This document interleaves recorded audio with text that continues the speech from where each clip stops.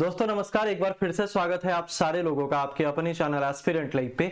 दोस्तों Bihar home guard vacancy 2025 का एक नोटिफिकेशन जारी कर दिया गया है जिसमें कोई भी आपका लिखित परीक्षा नहीं होगा, सिर्फ शारीरिक दक्षता आपके पास चाहिए। अगर ये फिजिकल अगर आप क्वालिफाई कर जाते हैं तब आपकी नौकरी पक्की हो जाएगी और इसमें जो योग्यता है वो सिर्फ और सिर्फ 12वीं पास है। उसी के डिटेल नोटिफिकेशन के बारे में इस वीडियो में हम लोग जानने वाले हैं। वीडियो को एंड तक देखिएगा, एक एक इंफॉर्मेशन आपके लिए काफी ज्यादा इंपॉर्टेंट होने वाला है। क्या दूसरे स्टेट के लोग इस फॉर्म को फिलअप कर सकते हैं या नहीं है, या फिर दूसरे डिस्ट्रिक्ट के लोग इस फॉर्म को फिलअप कर सकते हैं या फिर नहीं, इन सारे बातों के बारे में इस वीडियो में हम लोग बातचीत करने वाले हैं। सबसे पहले हम लोग यहाँ पे देखेंगे, इसका नोटिफिकेशन बहुत पहले ही बहुत सारे लोगों ने बताया था कि आ जाएगा और वायरल हो चुका था, जिसमें आपका विज्ञापन संख्या 1/2025 यहाँ पे दे के रखा है। बिहार के विभिन्न जिलों में स्वयं सेवी गृह रक्षकों का स्वच्छ नामांकन यहां देके रखा है। ठीक है, अगर हम लोग यहां पे देखेंगे तो क्या क्या है इस वैकेंसी में, और ये वैकेंसी जो है आपका वो टोटल वैकेंसी 15,000 है। कितना है मेरे भाई? 15,000 वैकेंसी है आपका। यहाँ पे दिया है कि जिलावार एवं आरक्षण कोटिवार विज्ञापित रिक्त पदों की संख्या निम्नवत है। इसमें देखिएगा कि गैर आरक्षित है आपका, आर्थिक रूप से कमजोर वर्ग है, अनुसूचित जाति है, अनुसूचित जनजाति है, अत्यंत पिछड़ा वर्ग है आपका, पिछड़ा वर्ग है और पिछड़े वर्ग की महिलाएं यहाँ दिया गया है। कुल पद यहाँ लास्ट में आपको बताया जाएगा और महिलाओं के लिए 36 आरक्षित रिक्तियों की संख्या ये स्टार के रूप में निरूपित किया गया है, ऐसा यहाँ पे लिखा गया है। ठीक है, अब यहाँ आप देखोगे तो टोटल जो वैकेंसी है, पटना के बारे में बात कर ले कि तो पटना में जो टोटल नंबर ऑफ वैकेंसीज है हमारे पास वो कितना है आपका? तो 592 है। वो आपका कितना है? वो आपका 592 है, जिसमें महिलाओं के लिए जो पोस्ट है वो आपका 207 है। ठीक है, इसी तरीके से आप यहाँ देखोगे आर्थिक रूप से कमजोर वर्ग के लिए 148 है, फिर आपका 52 दिया गया है, मतलब 1480 आपका 79 कह सकते हैं। 1479 जो है वो टोटल पोस्ट है आपका, और जिसमें महिलाओं की जो संख्या है वो 502 यहाँ पे देकर रखा हुआ है। इसी तरीके से सारा डिस्ट्रिक्ट है, नालंदा देख लो, रोहतास देख लो, भोजपुर देख लो, बक्सर देख लो, कैमूर भभुआ है, गया, जहानाबाद, औरंगाबाद, नवादा, छपरा, सिवान, गोपालगंज और मुजफ्फरपुर है। सारे वैकेंसी का लिस्ट यहाँ पर देके रखा है। ये जो लिस्ट है आपका ये मैं टेलीग्राम चैनल पे अपडेट कर दूंगा, अपलोड कर दूंगा वीडियो के ठीक बाद, इसलिए आप टेलीग्राम चैनल को ज्वाइन कर लीजिएगा। कॉमेंट बॉक्स में इसका लिंक जो है वो पिंड किया गया है। ठीक है, चलिए आगे अगर हम लोग देखते हैं तो सीतामढ़ी, शिवहर, पश्चिमी चंपारण है आपका, पूर्वी चंपारण है, वैशाली, दरभंगा, मधुबनी, समस्तीपुर, सहरसा, ये सारे जगह का नाम देकर रखा है। अब यहां देखिएगा कि टोटल जो है आपका कि 15,000 है आपका, 15,000 टोटल पोस्ट की वैकेंसी है, जिसमें 5094 जो है वो महिलाओं के लिए पोस्ट यहाँ पे रखा गया है और 219 जो पोस्ट है वो स्वतंत्रता सेनानियों के पोता पोती, नाती और नातिन के लिए आरक्षित यहाँ पे रखा गया है। ठीक है, तो 15,000 पोस्ट में से जो है आपका उसी में आपका 5094 जो है वो महिलाओं के लिए पोस्ट यहाँ पे दिया गया है। ठीक है, एक एक बात को हम लोग बहुत अच्छे तरीके से पढ़ेंगे। अब जरा ध्यान से सुनना कि महिलाओं के लिए 36 आरक्षित रिक्तियों की कुल रिक्तियों की संख्या जो है वो इसके अंतर्गत है। नोट में लिखा है कि अरवल जिला और पुलिस जिला नवगछिया तथा बहगा के रिक्त आपके शून्य है, मतलब इस आपके डिस्ट्रिक्ट में जो है वो वैकेंसी है ही नहीं। अब आगे सुनिएगा, लिखा है क्या कि गृह रक्षकों का स्वच्छ नामांकन जिला स्तरीय मेगा सूची अनुसार जिलावार किया जाएगा तथा बिहार आरक्षण नीति के तहत अनुसूचित जाति, अनुसूचित जनजाति के बारे में ये यहाँ पे देके रखा है, जिसमें आपका बिहार पटना द्वारा समय समय पर निर्गत परिपत्र में विज्ञापन तिथि निहित प्रावधान लागू होंगे। ठीक है, अब यहाँ स्वच्छ नामांकन हेतु अहर्ताएं आपका दिया गया है। इसमें लिखा गया है क्या कि बिहार अभ्यर्थी जो है बिहार के अस्थायी निवासी होंगे। अगर आप बिहार के निवासी हैं तब आप इस फॉर्म को फिलअप कर सकते हैं, अगर आप किसी अदर स्टेट से आते हैं तब आप इस फॉर्म को फिलअप नहीं कर सकते हैं, इस बात का ख्याल रखिएगा। लिखा है क्या भाई कि उम्र जो है वो दिनांक 1/1/2025 कितना 1/1/2025 जो है आपका तक सभी वर्गों के पुरुष, महिला तथा थर्ड जेंडर अभ्यर्थियों के लिए न्यूनतम जो वर्ष है वो कितना होना चाहिए, 19 होना चाहिए, और अधिकतम कितना होना चाहिए मेरे भाई, 40 होना चाहिए। 19 आपका मिनिमम होना चाहिए और मैक्सिमम आपका कितना होना चाहिए, 40 होना चाहिए। ठीक है। शैक्षिक योग्यता जो है वो दिनांक 1/1/2025 तक अभ्यर्थियों को उच्च माध्यमिक, इंटरमीडिएट या फिर इंटर अथवा राज्य सरकार द्वारा मान्यता प्राप्त समकक्ष परीक्षा उत्तीर्ण होना चाहिए, ऐसा लिखा है। मतलब 1/1/2025 तक आपके हाथ में डिग्री जो है वो होनी चाहिए। और एज आपने देखा कि 19 से 40 वर्ष तक के बच्चे जो है इस फॉर्म को फिलअप कर सकते हैं। और उनका एज जो है कब से काउंट होगा, 1/1/2025 तक आपका काउंट होने वाला है। शारीरिक योग्यता में अभ्यर्थियों को शारीरिक रूप से कठिन मैदानी कार्य के लिए सक्षम होना चाहिए। अगर आप इस वैकेंसी के इंतजार में थे, अगर आप तैयारी पहले से कर रहे थे, तो आपने रनिंग भी पहले से स्टार्ट कर दिया होगा, ये मुझे पता है अच्छे से। अब आगे सुनिएगा, लिखा है शारीरिक मापदंड के बारे में लिखा है कि ऊंचाई, हाइट के बारे में कहा है कि सभी वर्गों के पुरुष अभ्यर्थी पूर्णिया एवं कोसी प्रमंडल जिलों को छोड़कर, ठीक है, पूर्णिया और कोसी प्रमंडल जिलों को छोड़कर बाकी सभी अभ्यर्थियों, पुरुष अभ्यर्थियों के लिए न्यूनतम ऊंचाई जो है वो 5 फीट 4 इंच, कितना, 5 फीट आपका कितना है, 5 फीट आपका 4 इंच जो है वो होना चाहिए। और साथ में इसी को हम लोग कहते हैं 162.56 सेंटीमीटर, इससे कम होना नहीं चाहिए। ठीक है। पूर्णिया एवं कोसी प्रमंडल के जिले जैसे पूर्णिया, अररिया, किशनगंज, कटिहार, सहरसा, सुपौल और मधेपुरा जिला के पुरुष अभ्यर्थियों की न्यूनतम ऊंचाई जो है वो 5 फीट आपका कितना, 2 इंच आपका होना चाहिए। मतलब यहाँ 5 फीट 4 इंच चाहिए। और यहाँ जो आपका दिया गया है जिलों के लिए, 7 जो जिला दिया गया है, इसमें 5 फीट 2 इंच चाहिए, 157.5 सेंटीमीटर चाहिए। ठीक है, छूट दिया गया है। सभी वर्गों की महिला अभ्यर्थियों की न्यूनतम ऊंचाई जो है वो कितनी हाइट चाहिए, 153 सेंटीमीटर चाहिए। कितना चाहिए मेरे भाई, 153 सेंटीमीटर आपका महिलाओं के लिए न्यूनतम हाइट उनका चाहिए। ठीक है, आगे आते हैं। लिखा है सीना के बारे में लिखा है, ख वाले नोट में मेंशन किया है कि सभी वर्गों के पुरुष अभ्यर्थी पूर्णिया और कोसी प्रमंडल के जिलों के पुरुष अभ्यर्थियों को छोड़कर सीना बिना फुलाए 31 इंच मतलब 79 सेंटीमीटर होनी चाहिए। और पूर्णिया जो है, जो आपके 7 जिलों के अंतर्गत आता है, उनका 30 इंच होना चाहिए। मतलब 1 इंच क्या है, 1 इंच का इसमें अंतर हो जाएगा। ठीक है, मतलब 76 सेंटीमीटर होना चाहिए, यहां 79 सेंटीमीटर आपका कहा गया है। ठीक है, उसके बाद क्या लिखा है, आगे हम लोग चलते हैं कि थर्ड जेंडर अभ्यर्थियों के लिए शारीरिक मापदंड तथा शारीरिक दक्षता परीक्षा मापदंड महिला अभ्यर्थियों के समान होंगे। मतलब ट्रांसजेंडर के लिए जो भी आपका मापदंड होने वाला है वो सारा का सारा मापदंड जो है वो किसके जैसा होगा, तो महिला अभ्यर्थियों के जैसा वहां पे होने वाला है। आगे हम लोग चलते हैं, कैरेक्टर के बारे में कहा गया है यहाँ पे 6 नंबर में कि अभ्यर्थियों का नैतिक चरित्र स्वच्छ होना चाहिए। कैरेक्टर आपका बिल्कुल स्वच्छ साफ सुथरा होना चाहिए।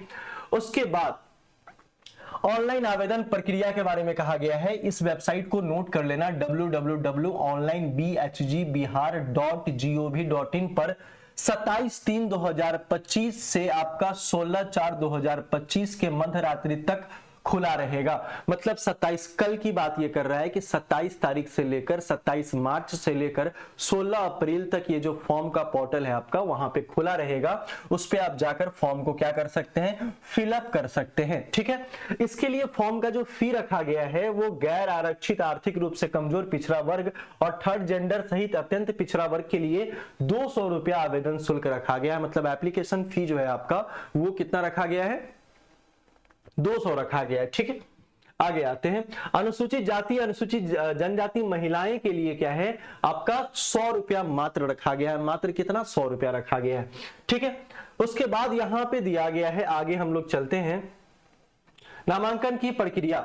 नामांकन की प्रक्रिया में कुछ इंपॉर्टेंट पॉइंट्स हम लोग यहाँ पे डील कर लेते हैं कि 7 और क में क्या दिया गया है कि अभ्यर्थी जिस जिला के अस्थायी निवासी है एकमात्र उसी जिला के लिए आवेदन भर सकते हैं।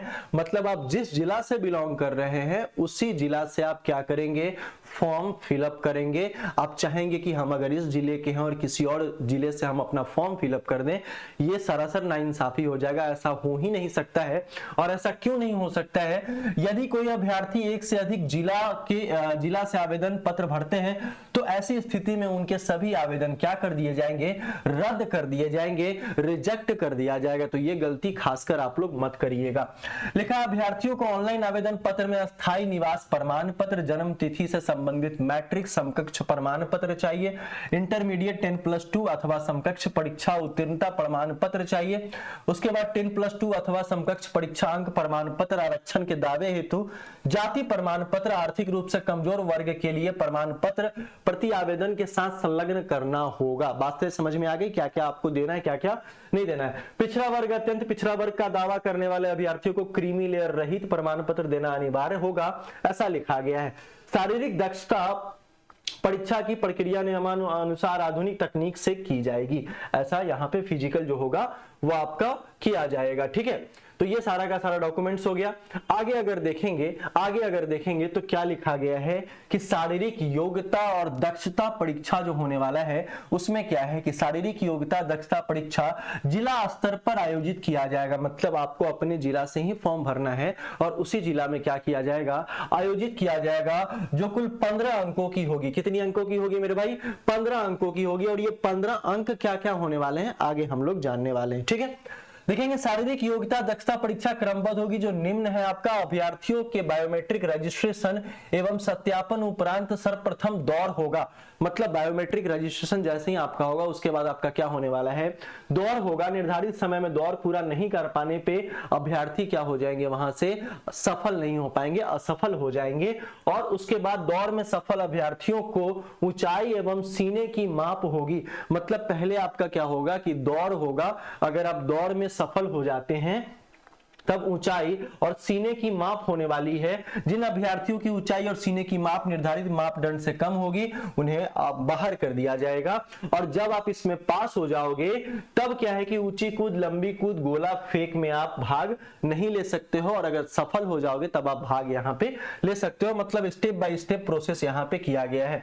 ठीक है, ऊंची कूद, लंबी कूद एवं गोला फेंक सभी प्रतिस्पर्धाओं में अलग अलग अधिकतम 5 अंक होने वाले हैं। आगे हम लोग देखेंगे प्रत्येक अभ्यर्थी को ऊंची कूद, लंबी कूद एवं गोला फेंक तीनों प्रतिस्पर्धा में अधिकतम 3 मौका दिया जाएगा। ठीक है, यदि कोई अभ्यर्थी शारीरिक परीक्षा की निर्धारित तिथि एवं समय उपस्थित नहीं होते हैं तो उन्हें दूसरी तिथि को मौका नहीं दिया जाएगा। मतलब केवल आपके पास एक चांस होने वाला है, केवल आपके पास क्या है, एक चांस यहाँ पे होने वाला है। अब इस चीज को समझिएगा जरा सा, यही आपका मेन चीज है जिसके बारे में मैं बात कर रहा था कि आगे हम लोग बात करेंगे।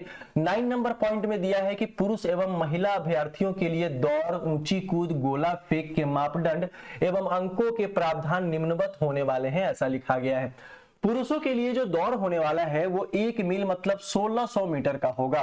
कितना मीटर का होगा? 1600 मीटर का होने वाला है। और समय इनको कितना दिया जाएगा?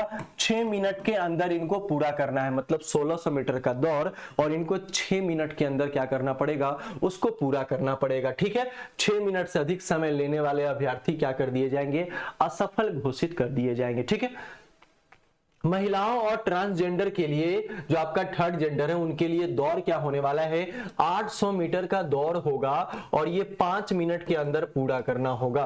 तो ये 1600 था तो ये 800 मीटर का हो जाएगा और ये 6 मिनट का था तो यहाँ आपका 5 मिनट कर दिया गया। ठीक है, समझ में आया। और 5 मिनट से अधिक समय अगर जाएगा तो आप क्या कर दिए जाओगे, असफल घोषित कर दिए जाओगे।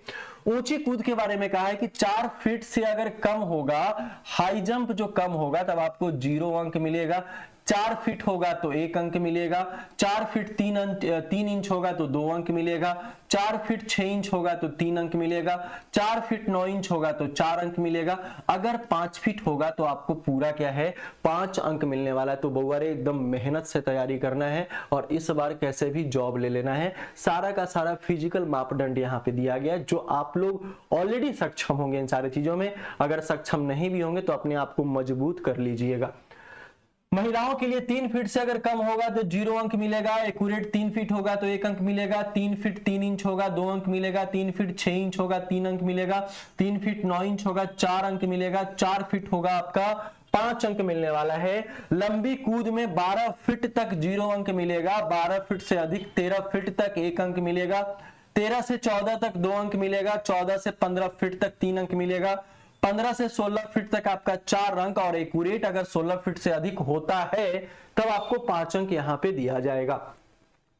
लंबी कूद में क्या है यहाँ पे कि 9 फीट, अगर महिलाओं का अगर 9 फीट तक होता है लंबी कूद, आपका लॉन्ग जंप होता है तो 0 अंक मिलेगा, 9 से 10 फीट होगा तो 1 अंक मिलेगा, 10 से 11 फीट होगा तो 2 अंक मिलेगा, 11 से आपका 12 फीट तक होगा तब आपका कितना 3 अंक, 12 से 13 है तो 4, और 13 फीट से अधिक होगा तब आपका 5 अंक मिलने वाला है। मतलब एक एक फीट एक एक इंच का वैल्यू हो जाता है, इसलिए हम लोग उसी तरीके से तैयारी करेंगे।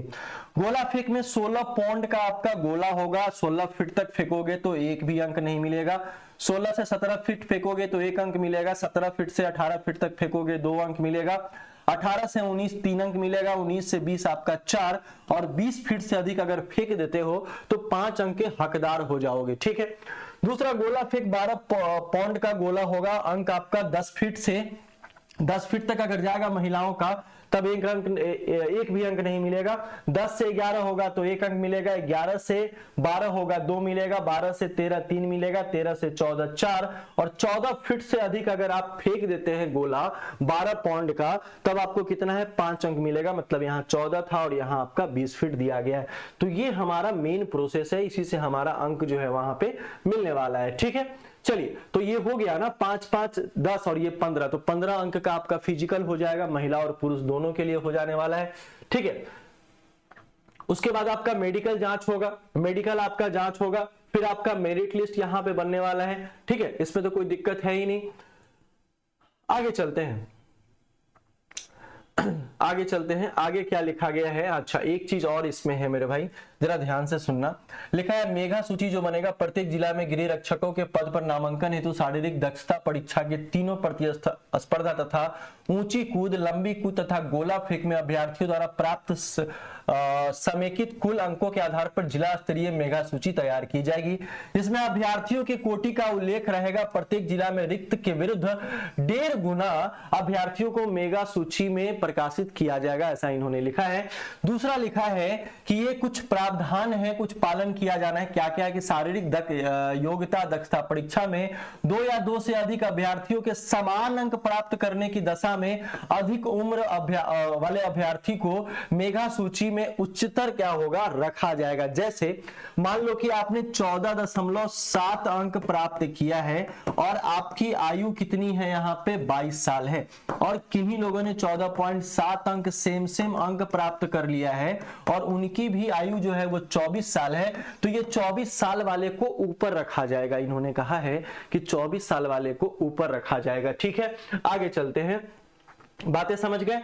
यही सारा कुछ यहाँ पे दिया गया है। चलिए, अभ्यर्थी के चरित्र सत्यापन एवं पहचान किया जाएगा, उसका जो कैरेक्टर सर्टिफिकेट वगैरह होगा, कोई कार्रवाई आपके विरुद्ध नहीं होना चाहिए। ऑनलाइन आवेदन पत्र भरने का आवश्यक निर्देश यहाँ पे दिया गया है, आप इसको एक बार देख लोगे। जिला के बारे में कहा गया है, यदि कोई झूठी सूचना या गलत पाई जाएगी तो आवेदन पत्र को क्या कर दिया जाएगा, रद्द कर दिया जाएगा। तो कोई भी सर्टिफिकेट, कोई भी आपका जाति आवासीय, आपको जो भी लगाना है वो बिल्कुल ओरिजिनल लगाइएगा, शॉर्टकट तरीके से मत मनवाइएगा। ठीक है। रजिस्ट्रेशन करने के लिए मोबाइल नंबर तथा ईमेल आईडी अनिवार्य होने वाला है, ये एकदम बिल्कुल ध्यान में रखिएगा। ठीक है। तो इसका जो क्या है, इसका